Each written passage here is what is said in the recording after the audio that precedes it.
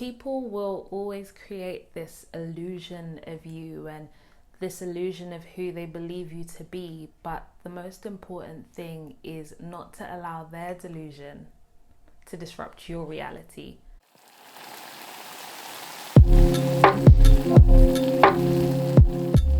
Good morning, good afternoon, good day to you wherever in the world you are. My name is Meech. If you're new to my channel, welcome. If you are a returning subscriber, as always, grateful to have you here. Welcome back. If you're familiar with my Her 69 Perspective series, then you already know what this series is about. But for those of you who this is the first video you stumbled across, I like to discuss relationships here. We like to discuss different viewpoints. We're not biased over here.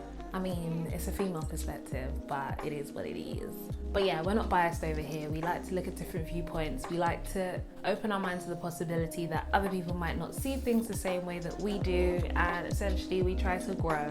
So if you enjoy conversations like that, then please do subscribe and give this video a thumbs up because it helps the algorithm, and I always appreciate you guys if you can help your girl out.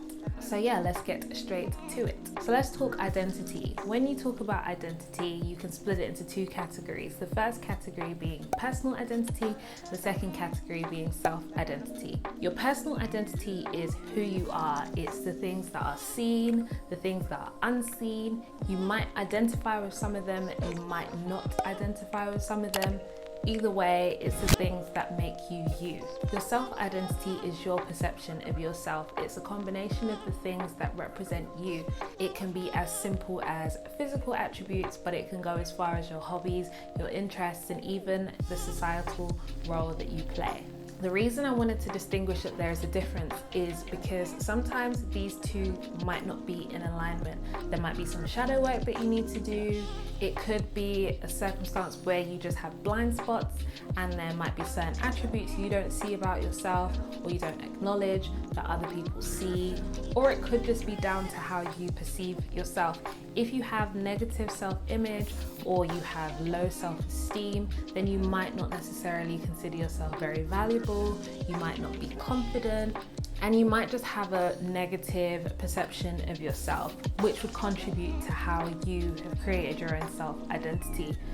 In the reverse, if you have an inflated self-image or you have this very grandiose perception of yourself, then this could also contribute to you having a warped sense of self. It might also open you up to the possibility that you might need to learn a little humility, or there might be some work for you to do or some room for you to grow.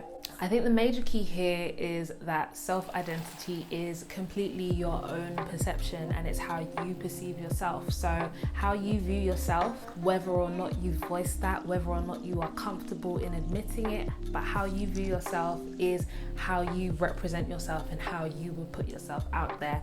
When you're creating your self-identity, and I say create because, like I said, it's your perception, so essentially you create it. You're the one that puts this into play. You're the one that takes this on your back and wear it every single day. So when you are creating your self-identity, you need to kind of ask yourself three questions. The first question being, who are you outside of your friends, outside of your family, and outside of your partner? The second question being, what are your hobbies, what are your interests, and what do you like to do alone? And the third question is, what drives you? What makes you wake up every day with the spirit to get out and attack another day? What is it that pushes you? What motivates you? What environment do you flourish in the most? Like, what makes you happy? I think when you're creating a self-identity, you need to consider those three questions, because some people have a very narrow view of their own self-identity. Many people relate or base their self-identity on their occupation.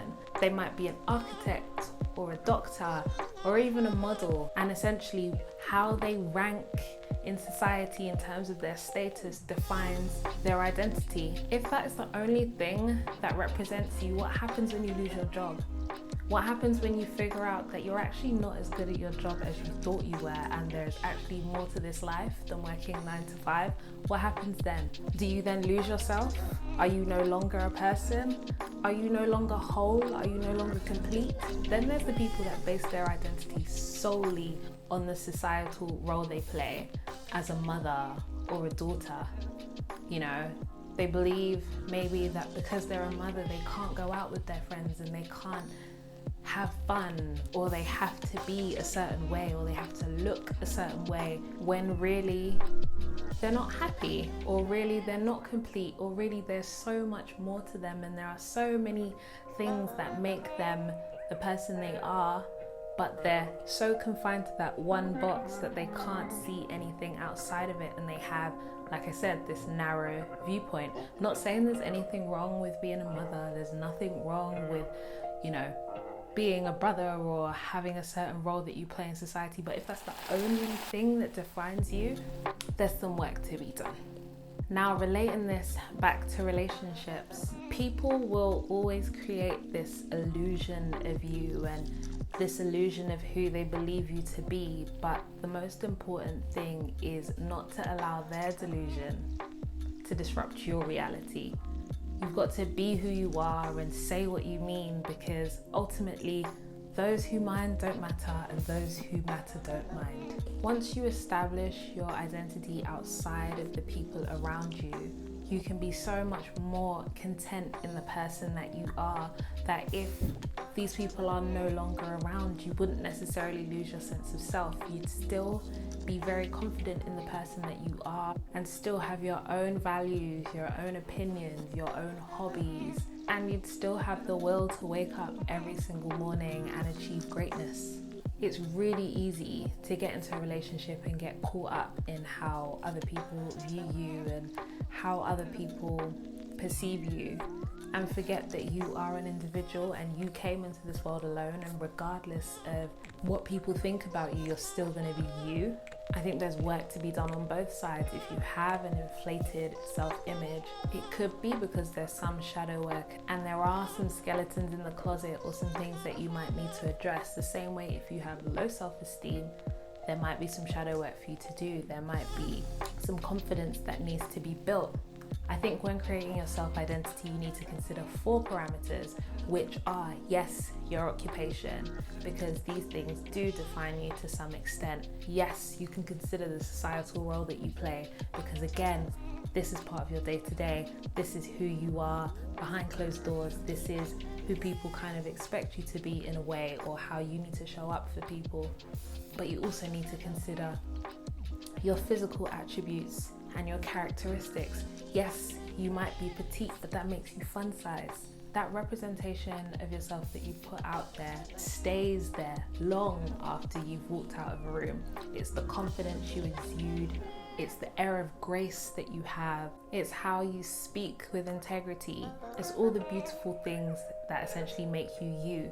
So if you are struggling with your own self-identity and you are struggling to create your own identity outside of the people around you, I urge you to do the work.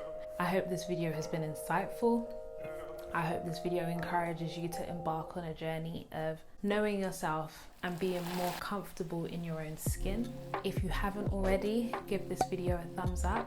You can find more videos like this on a Monday or as part of my Energy Mindset series. So if you aren't already, do subscribe, leave a comment below, let me know what you think of this video. Otherwise, stay fierce, stay real, and I'll see you guys on my next upload. Bye.